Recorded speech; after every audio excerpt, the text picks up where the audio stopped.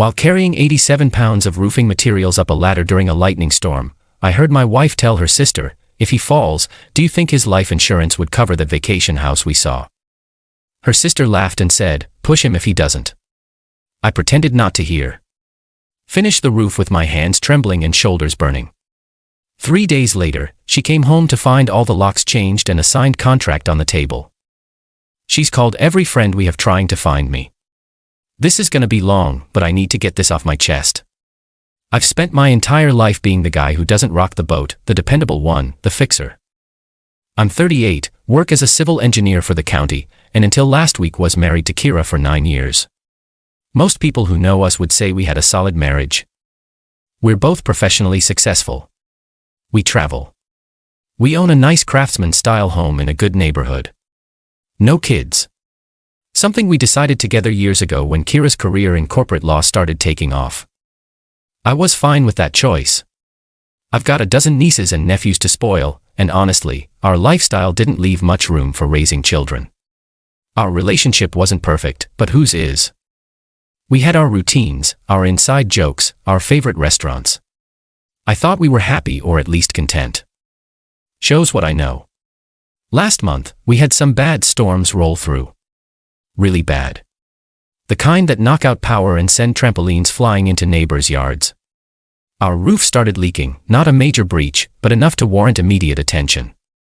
The thing is, roofers in our area were booked solid for weeks after the storm. Everyone needed repairs. I have decent DIY skills. My father was a contractor, and I'd helped him on enough jobs growing up to know my way around basic home repairs. I'd never tackled a roof before, but the damage was concentrated in one area, and I figured I could handle it. Tira wasn't thrilled about me doing it myself, but she was even less thrilled about water potentially damaging her home office, which is directly under where the leak was happening. So I ordered materials, watched some tutorials, and planned to fix it the following weekend. Forecast said clear skies on Saturday. Forecast lied. I was halfway through the job when dark clouds rolled in. I had already removed the damaged shingles and felt, and the exposed section would be vulnerable to more water damage if I didn't finish. So I pushed on, hoping to beat the approaching storm. Tiara's sister Melissa was visiting that weekend. They were drinking wine on the back deck while I worked, occasionally glancing up at me, but mostly engrossed in their own conversation. I couldn't hear them from up on the roof, which was probably for the best. Melissa has never been my biggest fan. I'd gone down to get the last load of materials, replacement shingles, new felt, flashing, all the heavy stuff. About $87 worth according to the shipping manifest. I was carrying it up the ladder when the first lightning flashed in the distance.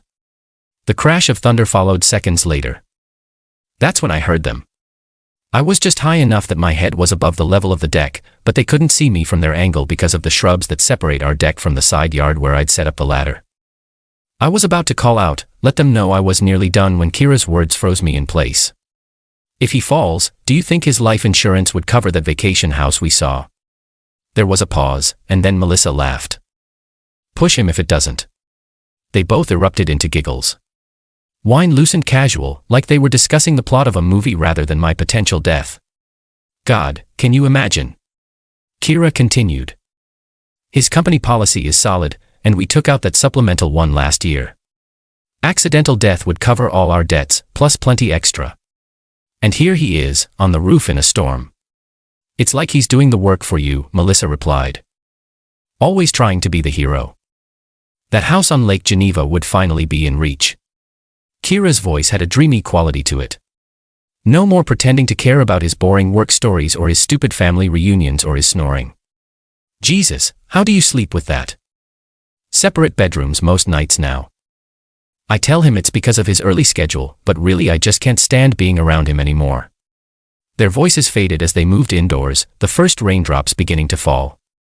I stood there on that ladder, the weight of the material suddenly nothing compared to the weight pressing down on my chest. 9 years. 9 years of what I thought was partnership of building a life together reduced to an insurance payout and an escape fantasy.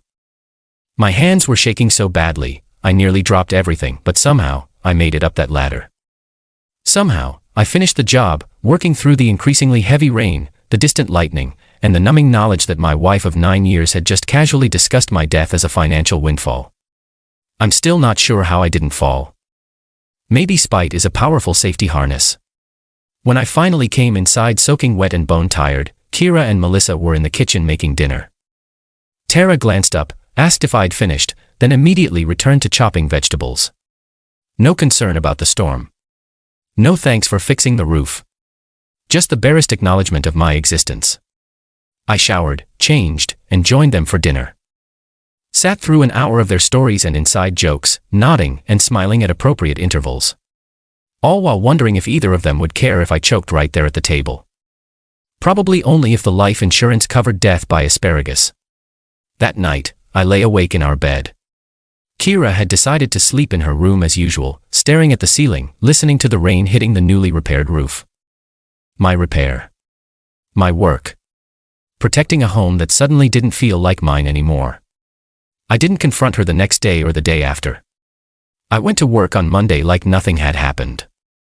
Nodded when Kira mentioned Melissa's flight home had been delayed.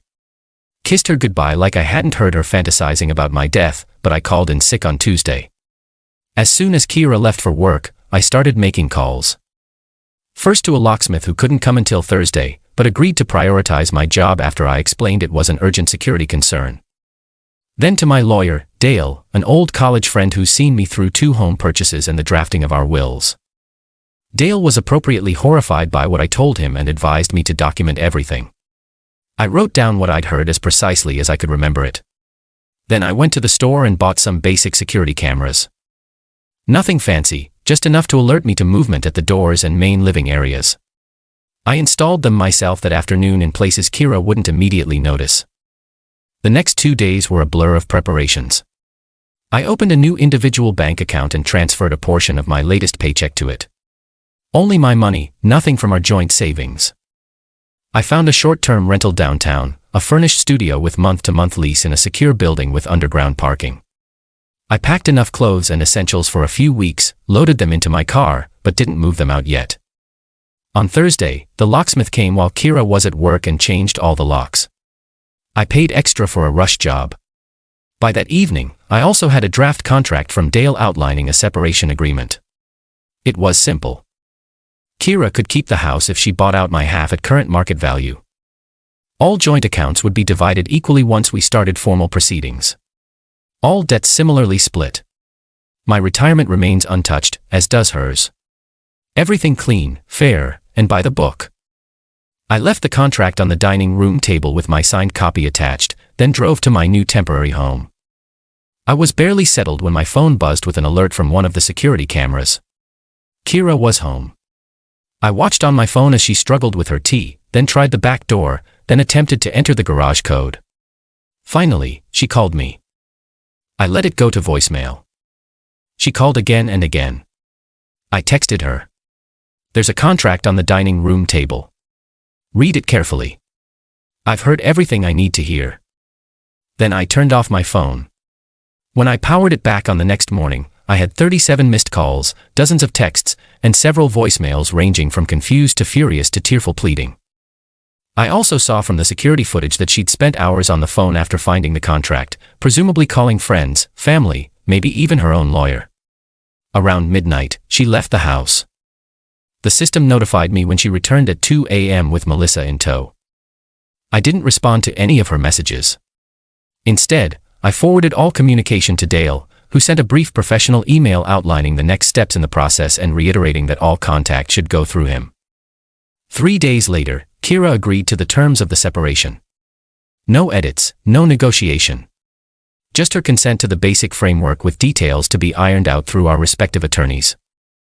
I suspect Dale mentioned that I had evidence of her conversation, though I never specified exactly what I'd heard or if I had recorded it. It's been 2 weeks now.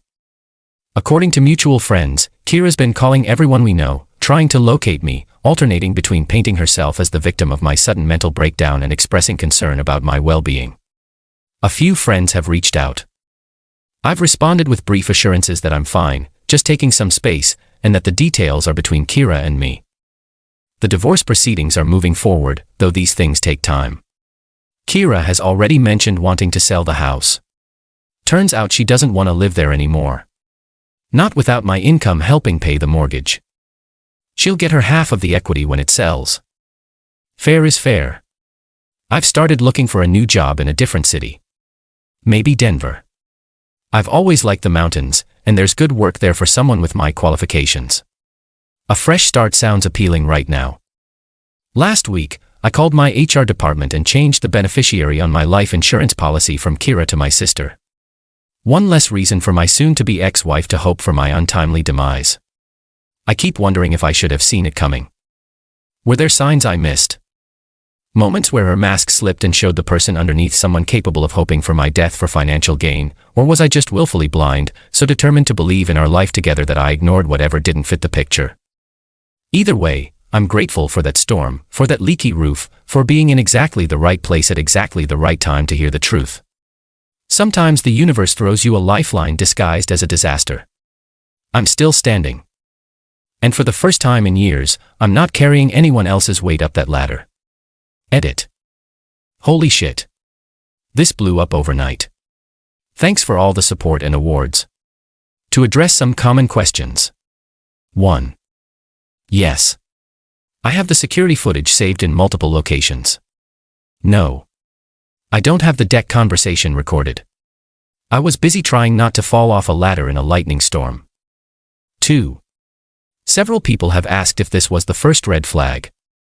Looking back, there were others I ignored.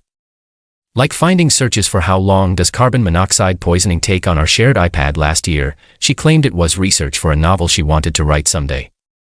Or the weird fascination she developed with true crime shows about spouses killing each other. I rationalized it all away. Number 3. For those concerned about my safety. I'm good.